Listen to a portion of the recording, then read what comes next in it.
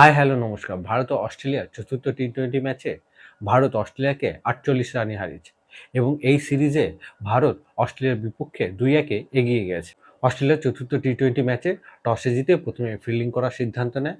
ভারত প্রথম ইনিংসে ব্যাটিং করতে এলে ভারতীয় ইনিংসে শুভমান গিল ও অভিষেক শর্মা দুজনে ৫৬ রানের পার্টনারশিপ করে।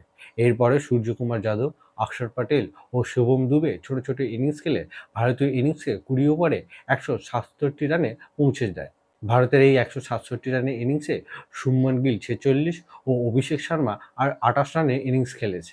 এই ম্যাচে অস্ট্রেলিয়া বোলিংয়ে ন্যাথান এলিস ও জেভিয়ার বাটলার ভালো বোলিং করেছে। ন্যাথান এলিস ও অ্যাডাম জাম্পা ৩টি করে উইকেট নিয়েছে এই ম্যাচে।